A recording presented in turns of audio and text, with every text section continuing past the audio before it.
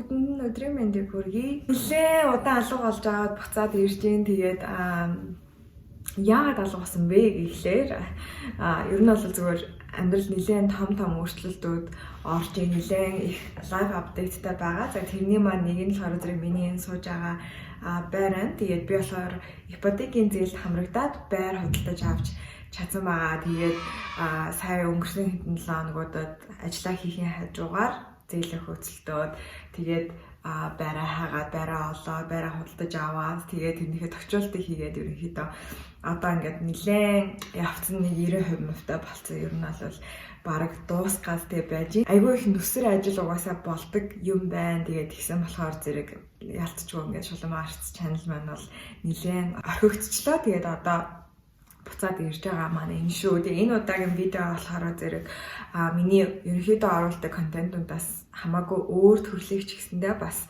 сонирхолтой хэрэгтэй байж магадгүй гэж бодож байна. Яг одоо бол би угаасаа бүр ингээд нөгөө нэг яг байр гэх бүр ингээд солиороод ингээд бүр яг амьсгалаад ингээд байж байгаа болохоор зэрэг бас энэ талаараа хуваалцаж ярьж ингүүл зүгээр юм болов гэж бодлоо. Манай байр 42 м квадратын айгу жижигхэн байр байгаа. Тэгээд 2 өрөө байр нэлээд дээгүүр давхурд байдаг. Тэгээд байршлын хувьд болохоор зэрэг одоо байршлаа хэлхэн чашин. Гэхдээ ерөнхийдөө бол яг төвч биш, бүр амар захч биш төрлийн тийм ареад ер нь бол сонгож авсан байгаа. Тэгээд яг хамгийн давуу тал нь болохоор зэрэг төв замтайгаа гайгүй орхон автобусны бодол нэг хэдхэн минутын зайтай байдаг. Тэгээд ер нь бүх юмнууд ингээд амар ойрхон худалдаа өсгөний төвүүд айгүй ойрхонтой байдаг болохоор зэрэг айгүй давуу тал болж өгж байгаа.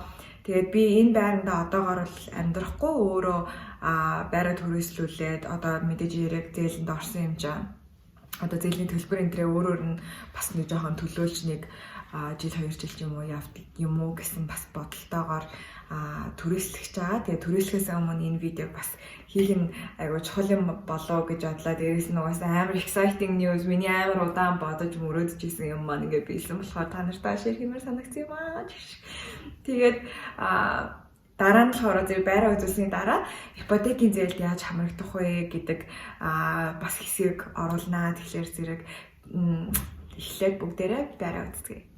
За ингээд үүдний хэсэг эхэлж байна. Энэ амар хөөрхөн зүгээр л нэг юм хямдхан юм хятад юм ухсардаг юм юу байсан. Тэгээд энийг тавьсан байгаа. Тэгээд ер нь бол одоохондоо миний бодлоор айгүй болж гин гэж бодож байгаа. Манай байр угаасаа нэлээд жижигхэн байр.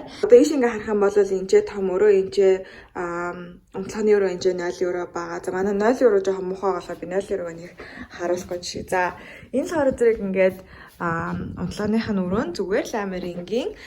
Тэгээ бүх юмнуудаа ер нь бол дандаа second hand авсан. За ингээд манай том өрөө байна.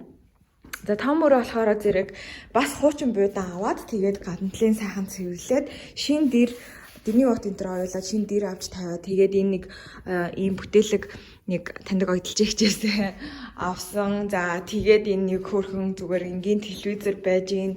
Тэгээд Univision энэ төр ингээд тавиулаад тэгээ энэ л хороо зэрэг нэг Alberta IKEA-гийн нэг нэртэй штэ. IKEA-гийн бүх талбарт ч хоорондоо нэртэй байт юм лээ. Тэгээд тэрийг бас хуучныг аваад тэгээд хөшигний хувьд болохоор зэрэг би зүгээр л маш энгийн цагаан өнгөтэй юм энийг бол бүр ингээд чүүл гэдэг байгаа байхгүй юу.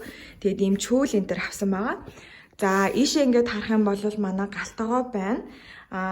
Энэ ширээ сандал Монголд үйлдвэрлэсэн айгүй гоё ширээ сандал юм байлаа. Бас одоо хуучин хэрэгжилжсэн юм ширээ байгаа. Тэгээ энэ л хороо зэрэг яг хуу нэлээд хөөрхөн хямдруулаад авсан. Тэрнээс биш бас нэлээд хөөрхөн үнэтэй яг цэвэр модон ийм ширээ сандал юм байлаа. Тэгээд энэ хороо галтгоо манай галтгоо айгүй энгийн жижигхэн ийм соронзон явтай ингэж онгоож харагддаг. Тэгэл дээд талаас хороо зэрэг полк болгож хийсэн байгаа. Хитрхийн нөгөө нэг нүсэр юм байлгахыг хүсээгүй. Тэгээ дээрэс нь угаасаа галтгооны тавилгач амар өмтэй болт юм лээ. Тэгээ манай галтгооны энэ модон тавилганууд нь нийлээд 530,000 төгрөгчлөө болсон. Тэгэнгуутаа энэ хөргөгч нь болохоор зэрэг нэг 300,000-аар бас хуучин хөргөгч. Гэхдээ бараг шинэ юм шиг онгоолгоо харахаар зэрэг бараг хэрэгжилж байгаагүй тийм шин Энэ амар сонио ийм хунцар мөртлөө амар үнэтэй байсан 79,000 гэж ийсэн. Тэнгуудаа хогийн сантраа авч тавиал. Тэгэл энийг болохоор зэрэг юм гоё даацсан явгаар ингээд хийцэн. Тэгээд энэ гэрэл айгу хөөрхөн басан юм шиг санагцсан. Энэ бол ингээд нийлээд нэг 90,000 төгрөг болсон айгу хямдхан байсан. Авчуурын тэр чинь амар үнэтэй юм байлээ. Тэгээ энэ стенк болохоор зэрэг ерөөсөө 130,000 төгрөгөөр л авсан заяа. Тэгээ уусаа бааз зэргийн мэдлэгээний жоохон юмнуудтай. Гэхдээ дац окей. Хамгийн гол нь ашиглаж болж байгаа. Тэгээ цэвэрхэн харагдчихвэл болоо. Энэ болохоор зэрэг 46 инчийн телевизээр 42 инч юм мэдгүй. Тэгээд ямар ч байсан бас нэг 350,000 төгрөгөөр ч билүү авсан. Бас жоохон хэрэглээний мэдээж хэрэг тийм сэм-мэвтэй. Тэгээд ер нь бол амар тажиг. Тэгээ манай одоо ингээд энэ буудан болохоор жишээлбэл 180,000-аар авч ирсэн буудан чинь бас ингээд бүр сая гарan дөрөв дандаа байдаг юм бэлээ. Тэгээд яг хөө ингээд ерөнхийдөө амар химнээд айгу хөөрхөн тогтжуулсан гэж би бол өөрийгөө хувьдаа бодоод байгаа. Тэгээд одоо энэ 3 ингээд сетл гэхэд ингээд 400,000 төгрөгөөр авсан гэдэг ч юм уу. Тэгснэ энэ комод гэхэл 100,000 төгрөгөөр авсан. Ер нь амар дажгүй хямдхан авсан. Тэгээд инженер болохоор зэрэг авжуурны хувьд зүгээр IKEA-гийн 20,000-ын авжуур аваад тавьсан. Инженер болохоор зэрэг ийм авжуур авч тавьсан. Тэгээ манай 0 болохоор яг нэг аим гоё махгүй яг зүгээр л ингээд амар энгийн. Тэгээ энэ угаалгын машин бас хуучин угаалгын машин 300,000-аар авсан. За тэгээд ингээд манай байр бол ерөнхийдөө сая харсанчлан маш энгийн. Тэгээд би өөрөө бас яг суухгүй болохоор зэрэг ер нь бол за нэг амар өндөр үнээртэй амар сүртэй тавилан мавлага одоо интерьер декорац хийгээд яах вэ? Одоо би энэ байранда дараа нь хэрвээ өөрөө амьдрахаар болвол мэдээж хэрэг арай бүр илүү гоё сэтгэлээ шингээж тогтчуултаа хийх байх. Гэхдээ одоогоор бол тийм шаардлага нэг байхгүй байгаа. Хамгийн гол нь цэвэрхэн бөгөөд энгийн нураад унчихгүй нэлээд гайгүй идэлгээд авахар тиймэрхүү юмнууд л авахыг хичээсэн байгаа. За одоо тэгэхээр зэрэг ипотекийн зээлийн талаар яа. Тэг би болохоор зэрэг компьютер дээрээсээ харж хийхгүй бол нэлээд яривхтай. Тэгээд ипотекийн зээл гэдэг чинь өөрөө юу юм бэ гэхэлэр зэрэг ерөнхийдөө дандаа ингээд залуучуудыг залуу гэр бүлүүдийг дэмжих зорилготой тэр тусмаа одоо анх удаага байр авж байгаа залуучуудыг дэмжих зорилттой энэ зээлийн хөтөлбөр байгаа маш бага хүүтэй. Тэгээ ер нь бол яагаад ипотекийн зээлийг би жишээлбэл хувьдаа зөвлөд байгаа вэ гэхлээр зэрэг ер нь бол одоо яг тэр одоо эдийн засагч хүмүүсээс ингээд сонсож байхад ипотекийн зээл Монголын хувьд болохоор зэрэг яг ашигтай зээл гэж авдаг. Яагаад вэ гэхлээр зэрэг ипотекийн зээл чинь болохоор зэрэг жилийн 6% хүүтэй байдаг. Тэнгууд нэгдүгээрт манай инфляцийн өсөлт болвол одоо инфляци өсөлтийг бол бүгдээ мэдж байгаа шүү дээ. Юмны үн ингээд жил ирэх тусам өндөр болдог тэр түвшнийг хилээд байгаа. Монголд болохоор зэрэг уул нь бол 6% байх ёстой. Гэвч хизээч 6% дээрээ байдаггүй. 6% дээрээ барьж чаддгүй. Дандаа дээшээ 8% болдог жилийн. Тэгэнгუутаа заримдаа болохоор зэрэг одоо энэ ковид мобидтэй үе одоо жишээлбэл сая 21 оны сүүлээр ингээ харж хаад бол инфляцийн түвшин бүр 15% болж өссөн байгаа даахгүй. Тэгэхээр зэрэг яалтчгүй тэрнтэй ингээ зүгээр инфляцийнхаа хувьтай ингээ харьцуулахад 6% хүү гэдэг чинь бол тийм ашигтай зээл гэж явдаг юм байлээ. Тэгээд хамрагдахад жоохон ярвагтай байдаг ч гэсэндээ нэг хамрагдсан болвол маш тийм ашигтай зээл гэж авдаг. За хүмүүс болохоор зэрэг тэгэл муугаар хэлээ тэгээд байдаг. Гэхдээ яг үнийг хэлгээд яг ингээд эдийн засагч хүмүүсээс нь асуугаад ингээд ирэхээр зэрэг яг өөрөө бас ойлгох юм бэлээ. Тэгээд ер нь би яагаад анхнаасаа байр авъя гэж бодсон бэ гэхлээр зэрэг нэгдүгээрт энэ бол амар за мэдээж хэрэг миний одоо бараг л одоо амьдралын баталгаа шиг юм болж байгаа хгүй тий байр гэдэг чинь ямар ч байсан би нэг орох орондоо яач баларсан гэсэн ямар ч байсан нэг байртай сууж ин гэдэг чинь маш зүгээр. Тэгээ дээрэс нь одоо хэрвээ би юу яах чагаа мөрөслүүлээд ингэж чадах юм бол одоо бүр л надад илүү ашигтай байна гэсэн үг болоо явчихж байгаа. Тэгээ ер нь бол ипотекийн зээлээр авсан байраа түрээслэгч болдоггүй л дээ. Гэхдээ би байраа түрээслэхгүй түрээслэхэ болчихлоо. Тэгээ би бол нэг амар ойлгосон юм нь болохоор эртхэн шиг л байр авч ивэл хэрэгтэй юм билээ. Ер нь бол ингээл одоо ипотекийн зээлд орохын тулд мэдээж хэрэг урьдчилгаа 30% төлдөг. Тэгээ тэр урьдчилгаа мөнгөө яг ингээл аль болох эртнээс цуглуулаад ингээл явж байгаа нь бол хамгийн зөв шийдэл байдсан байлээ шүү манайхаа. Тэгэхээр ер нь энэ талаар айгүй айхтар байгаад эртнээс судлаад эртнээс бэлдээд мөнгө хураах хэрэгтэй бол хураагаад тэ ингэж байгаарай гэж би бол амар зөвлөхийг хүссэн. Тэгээд хүн ингээ зүгээр нэг байр авчин гэдэг чинь бас нэг амьдралынхаа одоо хийх ёстой амар том ажлуудын нэгийг ингээд амар гоё хийгээд дуусгачихаа гэсэн үг шүү дээ. Тэгээд ипотекийн зээлэнд орохын тулд нэгдүгээрт ипотекийн одоо төлж дуусаагүй зээлгүй байх хэвээр. За өмнө нь ипотекийн зээл авч исэн бол ер нь давуу эрх нь байхгүй болчтой. Ер нь анхудаага байр авч байгаа хүмүүст давуу эрх олгогддог тийм байгаа. За тэгээд Монголд мэдээж хэрэг оршин суудаг Монгол улсын иргэн байх хэрэгтэй. Тэгэхээр гадаадаас бол одоо ипотекийн зээл авах боломжгүй байдаг. За тэгээд ажиллаж буй газартаа 1 жил ажилласан байх хэрэгтэй. Эсвэл өөрөө бизнес эрхэлдэг бол бизнесээ тогтвортой 2 жил чөлөө эрхлээд явсан байх хэрэгтэй гэж үздэг юм байлээ. За тэгээд нийт хүсэж буй зээлийн хэмжээ 100 сая төгрөгнөөс доошоо байх ёстой. Тэгэхээр одоо жишээлбэл чи 150 саяын байр харлаа гэж ботход 100 саяын л зээл чамд ирнэ гэсэн. Тэгэхээр зэрэг чи 50 сая төгрөгийг өөрөөсөө гаргах ёстой болно гэсэн үг гэж ойлгож болно. За тэгээд урьдчилгаа болох 30% бүрдүүлсэн байх ёстой. Тэгэхээр одоо жишээлбэл 150 саяын байр байлаа гэж ботход 30% нь одоо 45 сая төгрөгийг бэлтгэсэн байх ёстой. За тэгээд байрны хувьд болохоор зэрэг байр нь 80 м2-аас доош м2-тай гэрчлэгээнд гарсан ийм байр байх ёстой. За тэгээд дээрэс нь хамтрангаар заавал хин нэг хамтдаа оруулах ёстой. За аль эсвэл батлан даагч буюу одоо ээж авчин ч юм уу те батлан даах тийм хүн заавал байх ёстой юм байлээ. За тэгээ ер нь бол ингээд ипотекийн зээл чинь болохоор зэрэг хамгийн дээд нь бол 30 жилийн зээл. Тэгээд жилийн 6% хүүтэй байдаг. Тэгээд ерөнхийдөө сардаа одоо хүү болон үндсэн зээлээ ингээд төлөөд ингээд явдаг. За тэгээд хүмүүс ингээд 30 жил гэхээр зэрэг амар сурддаг. 30 жил яаж бо ингээд л өртөө яваад ах юм бэ гэд. Гэхдээ яг үнийг хэлэхэд одоо жишээлбэл чи сард 500 мянган төгрөг төлдөг бол тэгэл тэр чинь төлөгдөөл ингээл яваалаа чи тэрийг сүүл рүүгээ бүр анзаархаа болчин. Тэгээд дээрэс нь одоо инфляцийн түвшин чинь 8% те одоо бүр аимшиг үе ботхон бол ингээд 10-аас дээш байгаад байна шүү дээ. Тэгэхээр ер нь бол одоогийн чиний төлж байгаа 500 мянга 30 жилийн дараа төлж байгаа 500 мянга хоёр чинь газар тэнгэр шиг ялгаатай. 30 жилийн дараа чи 500 мянган төгрөг биш одоо бараг 50 мянган төгрөг төлж байгаатай ялгаагүй амар ингэж баг мөнгө төлж байгаа юм шигээр тэрийг огт мэдрэхгүйгээр бараг ингээд явсаар байгаа. Тэгээд хамгийн сүүлд нь энэ байр чинь яг 100% яг одоо чинийх болно гэж ойлгож болно. Тэгэхээр тэр одоо хүүнээс нэг тэгтлээ айх хэрэггүй.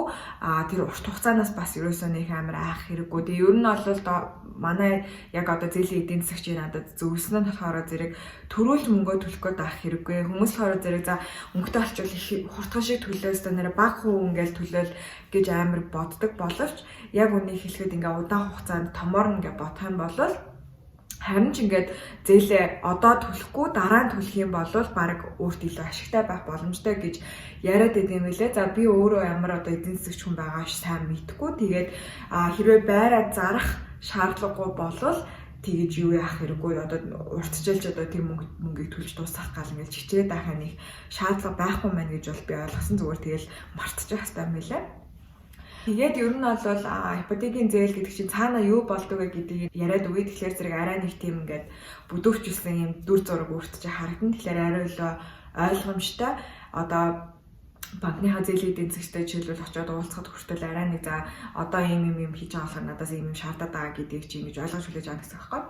За тэгэхээр нэгдүгээр талаараа зэрэг мэдээж хэрэг одоо зээл хүсэгчтэй бид нар зээлийн хүсэлтээ өгдөг. За тэгээд тэр өгсний дараа болохоор зэрэг банк ийм зээлийн судалгаа хийдэг байхгүй. Одоо тэр байрыг чинь судлан чамааг өөрийг чинь судлан байр нь баталгаатай байр уу, энэ хүн мөнгөө төлж чадах уу, тэгээ энэ бүх судалгааг хийдэг. Тэгээд энэ судалгаа хийхин тулд болохоор зэрэг эрсдлийн шинжээч гэж хүн оролцдог юм байлээ. Үнэлгээний мэргэжилтэн, за тэгээ мэдээж хэрэг эдийн засагч, банкны захирал энэ төр гээд энэ хүмүүс ингээд 4-5 уулаа хоорондоо хуралдаад тэгээд ингээд за энэ хүний ингээд ийм зээлийн хүсэлт ороод ирсэн байна. Энэ бол ийм хүн юм аа гэд ингээд ер нь хоорондоо ярилцж агаад чанд зээл өгөхгүйгээ шийддэг байгаа. За тэгээд банкны зээлийн шийдвэр хэрэг гараад тэр нөгөө хүмүүс чинь хуралчаа за энэ бол ингээд найдвартай мөнгө төргөө төлчих юм байна.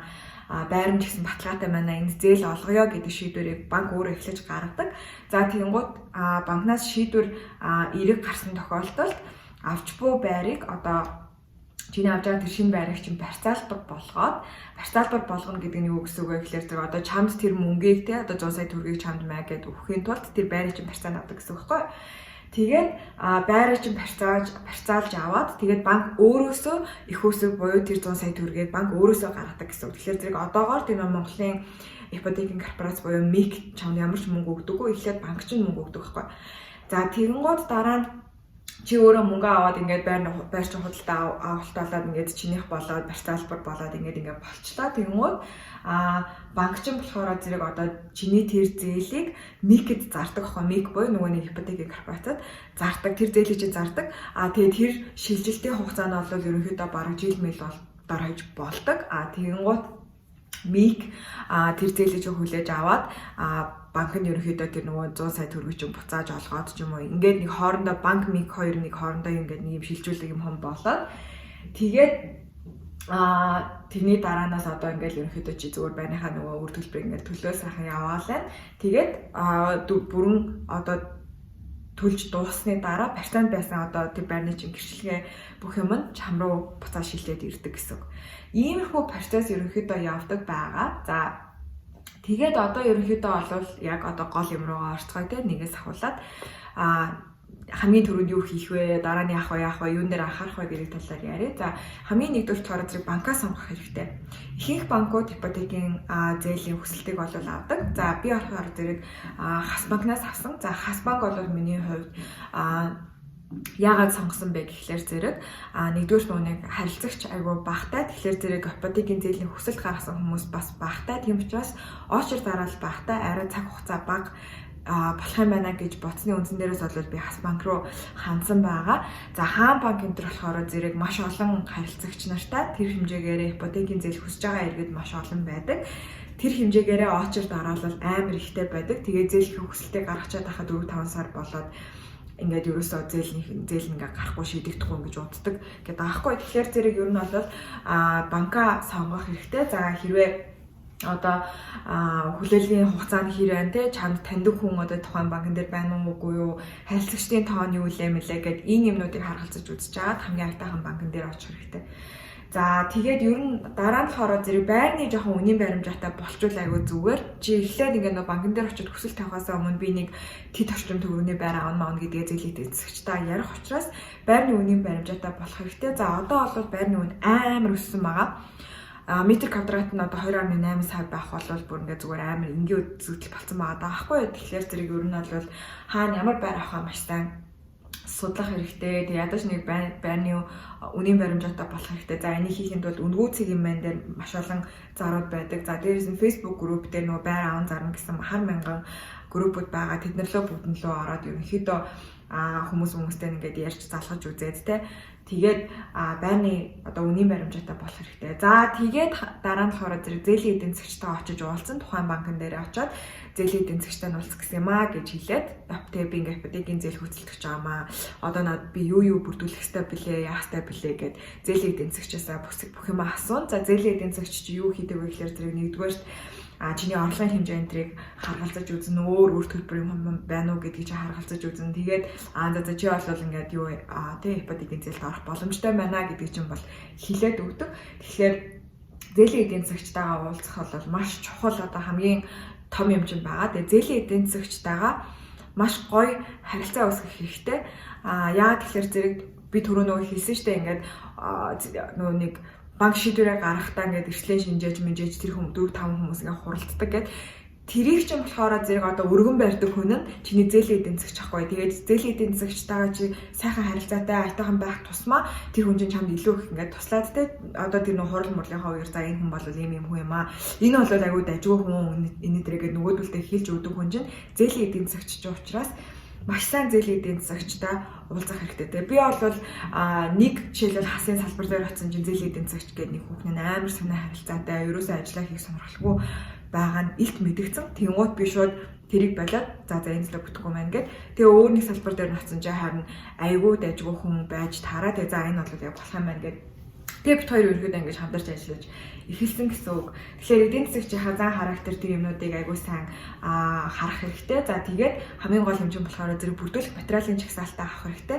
Бүрдүүлэх материалын чагсаалт гэдэг ингээд чам руу баг ингээд хевлээд өгчдгийг. Тэгэхээр зэрэг яг тэрнийхэн дагуу материалыг бүрдүүлчихсэн. За ихэнх тэр бичиг баримтан дээр болохоор зэрэг ер нь ийм Монголиагаас татдаг юмнууд байгаа. За ажлын тодорхойлолт ч юм байгаа. Орлогын баталгаа гэж нэг юм байдаг. За тэр нь болохоор зэрэг одоо нөгөө чиний зээлийн урьдчилгаа 30% байна шүү дээ. Тэр 30% мөнгө чи хаанаас ирсэн мөнгө юм бэ гэдгийг заавал нотлох хэрэгтэй байдаг. Чиний өөрийн одоо цалингийн хуримтлал юм уу? Аль эсвэл өөр хүмүүсээс авсан мөнгө юм уу? Аль эсвэл одоо машины зарсан юм уу? Тэр бүх юмыг ингэж юутай цаастай одоо тамгатай дотрооттайгаар баталгаажуулах хэрэгтэй байдаг. За миний хувьд болохоор зэрэг би яг хуримтлал надад мэдээж хэрэг байсан. Дээрээс нь би одоо жишээлбэл гэр бүлийнхнээс ингээ бэлэглэлийн гэрээ гэдэг зүйл хийгээд бас нэг мөнгө аваад ингээ нэмэрлээд тэгээд нэг 30% бүрдүүлсэн байгаа. Тэгээд тэрийгэ бүрдүүлэхдээ бол яг тэр бэлэглэлийн гэрээ гэдэг зүйл нь яг ингээд маш нарийн бүх юмудаа сайхан бичсэн. Тэгээд натураатай баталгаажуулсан тийм байхтай байдаг шүү. Тэгэхээр тэрэн дээр маш сайн анхаарах хэрэгтэй. Тэрийг айгуу сайн асуух хэрэгтэй бас зээл эдийн засгчаасаа би яаж одоо орлогоо нотлох вэ гэд сайн асуугаад үзээрэй. За тэгээд ерөнхийдөө одоо нөгөө нэг захин үнэлэхийн тэр натуратор баталгаажуулах гэх нэг тиймэрхүү юмнууд ерөнхийдөө бичиг баримтанд бүрдүүлэлт чинь орно. Ер нь бол нэг доорож нэг 3-5 хоног ч юм уу 3-5 ажлын хоног байдаг. За тэгээд ерөнхийдөө ингээд нэг материалаа бүрдүүлээд нэлээд жин тан ингээ гайгүй болоод ирж явах энэ үедээ байраа олох хэрэгтэй. За байраа олохдоо би яагаад бичиг баримтаа эхлээд юу яатсан бай, одоо бүрдүүлсэн бай гэд байгаа вэ гэхлээр зэрэг байрны эзэд ипотекийн зээл авах гэж байгаа хүмүүст байраа зарах маш дургүй байдаг. Яагаад вэ гэхлээр зэрэг би түрүүн хэлсэндээ нөө хаамаг 4-5 сар хүлээлгээд байдаг байхгүй. Тэнгууд чи мэдээж хэрэг байраа зарчмаар байдаг нөгөө нэг хүн аавна гэснээр 4-5 сар алга болчих юм бол байрны эзэнд амар алдагдaltaй байхгүй. Тийм учраас тэрийг бас амар сайн ойлгох хэрэгтэй. Тэгээд байрны эзэндээ юу гэж ярих хэрэгтэй вэ гэхээр зэрэг би ингээ бичиг баримтаа ингээ бүрдүүлсэн юм аа. Ерөнхийдөө бүх юм ингээ болцсон баг шахуу бараг байгаа. Ер нь бол одоо ингээ банкны шийдвэрийг хүлээж байгаа гэж хэлжээж нөгөө хүмүүс ч за окей тэгвэл чамд ингээд байраа зарыг марыг гэж ингэх байхгүй. За тэгээд ерөнхийдөө бол яг ингээд байраа олно гэсэн үг. За тэгээд байраа олохдоо болохоор зэрэг харгалзаж үзэх юмнууд ч юм болохоор зэрэг за мэдээж хэрэг одоо нөгөө байршил өмнө харна шүү дээ. Тэгээд өөрийнхөө хувийн хэрэгцээг харна. Тэрнээс гадна банк дээр үнэлгээ сайтай байр байх хэрэгтэй. Энэ дээр бол би нэр алгадуулсан юм шиг болж исэн. Банкны үнэлгээ, зах зээлийн үнэлгээ хоёр төсвөр байдаг. Чиний одоо 150 сая авах гээд байгаа байрыг чинь банк болохоор зэрэг 100 саяар үнэлж навшилдаг байхгүй. Тэнгууд тэр нөгөөний зөрүү 50 сая төгрөг байгаас тэр 50 сая төгрөг чиний карманаас гарах хэрэгтэй болж байгаа байхгүй. Яагаад вэ гэхээр зэрэг банк болохоор тэр байрыг чинь наа чин 150 сая шиг наа чин хөөсөрсөн үнэ байна. Бид нар бол энэ байрыг 100 сая л гэж үзэж байна гэж үзээд тэгээд бид нар мэдээж хэрэг энэ одоо хөөсөрсөн үнэн дээр суурилсан зээлийг олгохгүй. Бид нар бол одоо 100 сая төгрөгөөр энэ байрыг үнэлсэн. Тэрнийхээ 70% буюу 70 сая төгрөгийг л бид нар одоо зээлдүүлэх боломжтой байна гэдэг ийм хариу хэлдэг байхгүй. Тийм учраас банкны үнэлгээ, зах зээлийн үнэлгээ хоёр зөрүү аль болох багтай байр хайх хэрэгтэй гэсэн үг. За тэрэн дээр болохоор зэрэг ерөөсөө л ийм юм байлээ. Хуучин байр байх тусмаа банкн дээр үнэлгээ бага байна. Угаасаа нөгөө жил болгон банкн дээр эдлгээний юм одоо алдагдал гэж байдаг шүү дээ. Тэр алдагдлыг ингээд тооцоод явцдаг. Тийм учраас аль болох шинжтэр байр байвал мэдээж хэрэг зүгээр. Тэгээд цоо шин байр авчиг гэхлээр зэрэг нөгөө гэрчилгээний хөвчлэн гараагүй байгаад байдаг шүү дээ. Тэрнээс болоод бас шив шин байр авч болохгүй. Бас дээрээс нь хуучин байр авч болохгүй. Аль болох банкны үнэлгээ сайтай байр олох хэрэгтэй. За тэгээд заавал ер нь очиж үзэх хэрэгтэй. Байрнуудыг яг очиж үзэж ижил нөгөө нэг байрны эзэндээ яриа хөрөч явдаг хгүй. Утасны цаанаас хүмүүс айгүй жоохон сонин ингээ харилцаатай гэж жоохон төгшөөд байдаг. Яг хүн чинь ингээ ялцч ингээ нөгөө нүрээ хараад ингээд ирэхээр зэрэг хамаагүй зүйл рүү за окей тэгээ тэгвэл ядаж хүлээмлээ гэд ингэдэг байгаа. Тийм учраас заавал байраа очиж үзэх хэрэгтэй. За тэгээд ерөнхийдөө байраа олчлоо, эзэндээ ярьчлаа тий. Тэнгуудаа дараа нь бичиг баримтаа эдийн засагчдаа сайхан хянуулаад тэгээд нөгөө байрны эзэн жоох гэсэн бол байрны худалдан авах гэрээ гэдэг юм хийдэг. За энэ болохоор зэрэг одоо усын бүртгэл дээр хийдгийн ер нь бол нэг цэгийн үйлчлэг гэж байдаг шүү дээ. Тэднэр дээр очиод хийлгэх чинь тэр бол зүгээр л цаас тэр худалдан авах гэрээг хийхэд бол ямар ч мөнгө төгрөг оролцохгүй зүгээр л энэ байрыг би худалдаж авах чаал гэсэн нэг тийм цаасахгүй. Тэрийг банкн дээр ерөнхийдөө бас өгөхтэй байдаг. Тэгжээж нөгөө чи өсөлтөө өгөх боломжтой болдог учраас тэрийг хийгээд тэгээд ерөнхийдөө яг одоо зээлийнхээ хүсэлтийг банкндаа эцсийн байдлаар аваачиж өгнө гэсэн. За тэгээд шууд хүлээн. Ер нь бол одоо банк шийдвэрээ гартал хүлээн. За миний хувьд бол би айгу аацтай миний айгу хурдан гарсан ерөөсөө нэг 7-8 хонлоо да. Тэгээд ерөнхийдөө гарсан. Тэр бол айгу нэлээд зүгээр Азны асуудал байсан.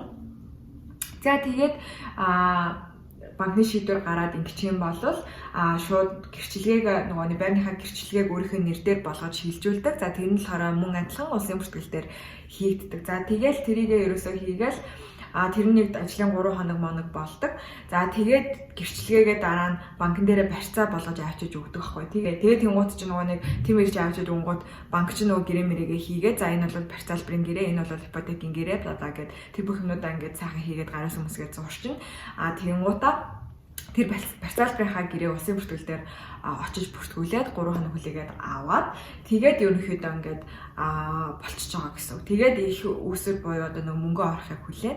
За тэгээд мөнгө ч ороод ирнэ. Чиний данс руу зүгээр ороод ирдэг. Тэнгууд тэр мөнгөө байрныхаа эзэн рүү шилжүүлээд тэгээд та хоёр түлхүүрээ өвлөж авалцаад байраа хүлээлцчихдэг байхгүй. Ерөнхийдөө нэг иймэрхүү юм болдог. За дор хаяж 1 сарын хугацаа хэрэгтэй. Заримдаа хэдэн сар болох бас боломжтой байдаг. Ер нь бол ийм байгаа шүү. Тэгээд айгүй хэцүү юм шиг санагдчихэж магадгүй. Гэхдээ надад ч гэсэн амар хэцүү. Би бүр ингээд уйлж мэсэн заяа. Тэгээд надад бас айгүй хэцүү байсан үед байсан. Гэхдээ эцэст нь бол ямар ч байсан ингээд нэг байртаа болоод сууч байгаа болохоор зэрэг надад бол үнэхээр сайхан байна. Амар worth байсан гэж бодож ин тэр их ингээд наашаа цаашаа явах те. Тэгэл дуусын бүртгэлийнхэнтэйгээ ярах, банкныхантай ярах гэдэг чинь амар миний хувьд айгүй хэцүү асуудал байсан. Тэгэл тэрийг бүгдийг даван туулаад тэгэл амар strong independent woman мэдрэмж аваад сууж ин да. Тэгээд ер нь бол залуучууд маань одоо бас иймэрхүү юм хомнуудаа эртнээс бэлтцэн, бодцсон, нилээн санаатай ахтар мундаг байцаагаарай гэж хэлье. Тэгээд би хэлдэг штэ одоо нөгөө нэг сүнслэг амьдрал болон физик амьдралаа маш сайхан тэнцвүүлээд гоё авч явах хэрэгтэй. Тэгээд иймэрхүү юмн дээр бас айгуу сайн санаа тавьдаг байгаарай гэж хэлмээрэн. За өнөөдрийн маань видео энэ хүрээд ингээд өндөрлөж байна. Мэдээж хэрэг асуух асуултууд байвал комментээр асууж болно. Би тэгээд цаг зав гарвал аль болох хариулнаа. Тэгээд үцэнд маш их баярлалаа. Багч гэсэндээ тус басан болов гэж найдаж байна. Тэгээд дараагийнхаа видеогоор уулзцгаая. Дараагийн маань видео бол зүгээр миний энгийн контентуудын нэг байх баха. Тэгээд бүгдээрээ өдрөө сайхан өнгөрүүлцгээгээрэй. Бай.